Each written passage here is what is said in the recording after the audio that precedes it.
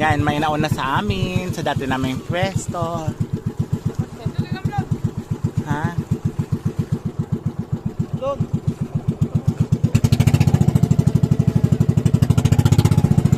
Yan, beaches. Kahapon naligo kami dyan. So ngayon na naman maliligo na naman kami. Oo, linaw-linaw.